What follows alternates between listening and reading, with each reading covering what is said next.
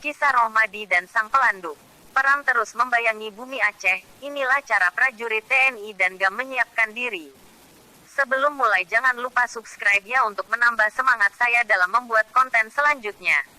Prajurit kepala Rohmadi tampak diam tertegun. Wajahnya yang serius seperti sedang berdoa. Setumpuk bekal di ransel dan senapan serbu ia sandarkan di pinggir dermaga.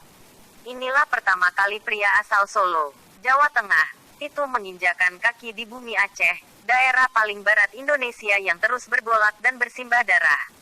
Rohmadi tak sendiri. Ia bersama seribuan prajurit lainnya baru turun dari kapal perang Kri Amboina, yang membawanya 5 hari perjalanan dari Jakarta. Kamis pekan lalu 2 batalion infanteri dari Jawa Tengah dan Kalimantan Selatan baru merapat di pelabuhan Kruenggeku, Lok Seumawe, Nanggru Aceh Darussalam. Pasukan pendatang baru ini bukan pasukan tambahan. Bukan pula tentara khusus seperti yang pernah dilontarkan Kepala Staf Angkatan Darat Jenderal Riamizar Triakudu sebulan lalu. Mereka merupakan pasukan pengganti dari tim TNI Gabungan Mobil 1 yang telah menyelesaikan tugasnya selama setahun di sana. Mereka akan ditempatkan di wilayah paling gawat di Aceh Timur. Medan berat menuntut pasukan selalu waspada. Jika tidak nyawa melayang. Apalagi aksi saling serang terus saja berkecamuk. Padahal perjanjian penghentian permusuhan sudah diteken kedua belah pihak pada tanggal 9 Desember tahun 2002 lalu di Jenewa, Swiss. Dalam sepekan terakhir, tercatat ada 11 kali kontak senjata antara TNI, Polri dan kelompok sipil bersenjata Gerakan Aceh Merdeka, GAM, di beberapa wilayah di Aceh. Darah bersimbah, korban berjatuhan. Pekan lalu seorang tentara, yakni prajurit 2 Yohanes dari Batalion Badak Putih, tewas.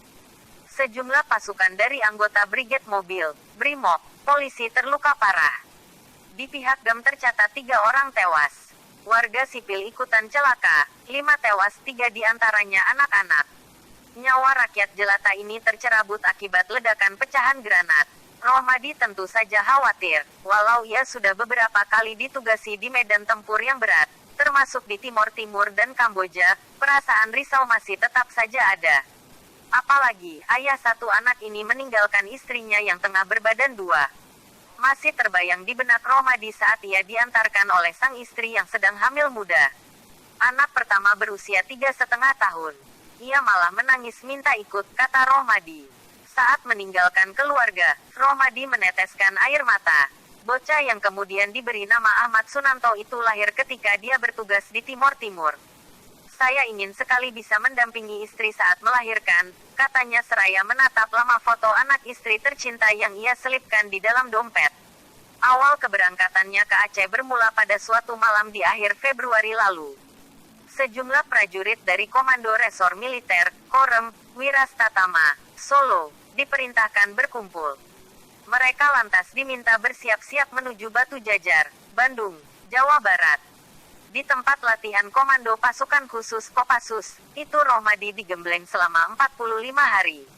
Pasukan lalu diberi pembekalan khusus terutama taktik anti-gerilya untuk mengempang laju GAM yang menggunakan strategi perang gerilya. Mereka juga diberi materi tentang budaya dan kultur Aceh. Misalnya, di Aceh kata Agam tak hanya berarti Angkatan Gerakan Aceh Merdeka, tapi juga sebutan untuk orang lelaki dalam bahasa lokal. Sementara di Padang lelaki dipanggil Buyung, dan di Medan dipanggil Ucok, di Aceh lelaki dipanggil Agam. Latihan perang anti-gerilya tidaklah ringan. Mereka benar-benar dijajal seperti menghadapi perang sungguhan. Inilah yang membuat waktu latihan di Batu Jajar serasa berjalan pelan. 45 hari di Batu Jajar seperti dalam neraka, tutur seorang prajurit lainnya. Pria asal Ambon yang tak mau namanya ditulis itu mengaku belum pernah terjun ke wilayah konflik. Kami ini kan hanya menuruti perintah pimpinan, tutur bujangan ini. Terjun ke medan perang adalah risiko jadi tentara. Saya sudah siap untuk itu, ujar Rohmadi. Pria bertubuh besar itu mengaku tak punya persiapan khusus. Sebagai seorang muslim, Rohmadi hanya mengaku pasrah pada Sang Halik. Istri dan orang tuanya menitipkan pesan terakhir sesaat sebelum dia bertolak ke Aceh, jangan pernah lupa salat. Allah akan melindungi orang yang ingat kepadanya. Demikian Rohmadi mengenang. Persiapan TNI makin matang. Mereka siaga menghadapi kemungkinan gagalnya pertemuan Dewan Bersama atau Joint Council antara GAM dan pemerintah RI yang difasilitasi lembaga internasional Henry Dunant Center. Ini terlihat dari aktivitas komando, termasuk briefing kepada seluruh komandan tempur di Aceh.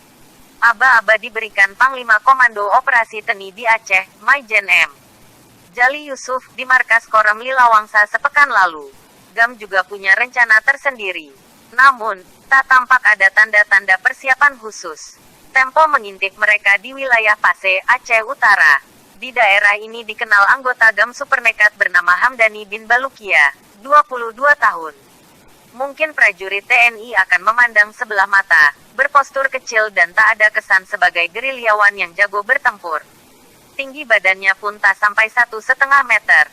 Tapi, bagi sesama anggota GAM, gitu ia biasa disapa, cukup disegani. Ia kerap membuat aksi kejutan selama pertempuran atau pencegatan pasukan TNI. Aksinya gagah berani. Ia pernah menyerang lawan seorang sendiri. Ceritanya, di tengah jalan, ia berdiri tegak menghadang truk personel TNI yang melaju di jalan desa di Pase. Dengan senapan serbu Kalashnikov, ia memberondong truk yang penuh muatan serdadu. Belum lagi pasukan lawan membalas, ia sudah menghilang seperti siluman.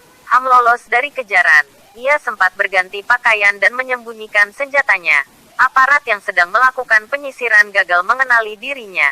Mereka terkecoh. Dia dikira anak SMP, ucap kakaknya sambil tersenyum. Ia licin seperti belut, selalu lepas dari kejaran aparat. Bahkan ketika ia ditangkap, aparat pun membebaskannya karena tak bertampang gerilyawan. Lalu diberi gelar anak Blueh, yang berarti pelanduk.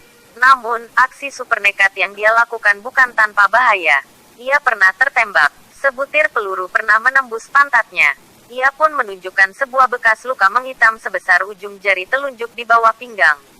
Pemuda yang hanya memiliki ijazah SMP ini masuk gerilya GAM sejak 2 tahun yang lalu. Waktu itu di desanya banyak sekali anak muda yang mendaftarkan diri untuk berjuang di barisan terdepan. Merasa terpanggil. Selama dilatih, ia menunjukkan kemampuan lumayan. Sang pimpinan kemudian memberi kepercayaan padanya untuk memanggul senapan otomatis AK-47 buatan Rusia. Entah sudah berapa lawan yang terkena tembakannya. Entah berapa kali pula ia terlibat pertempuran. Mengaku tak mampu mengingatnya lagi. Untuk terus memompa keberaniannya, Hamdani mengaku sama sekali tak percaya pada jimat dan dukun. Berhati-hati dan membaca medan dengan cermat adalah bekal yang selalu dia ingat ketika latihan. Agar tak menjadi korban tembakan lawan, saya cukup berdoa pada Allah, katanya.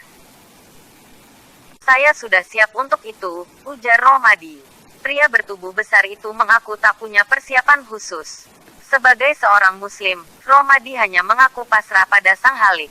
Istri dan orang tuanya menitipkan pesan terakhir sesaat sebelum dia bertolak ke Aceh. Jangan pernah lupa salat. Allah akan melindungi orang yang ingat kepadanya. Demikian Rohmadi mengenang.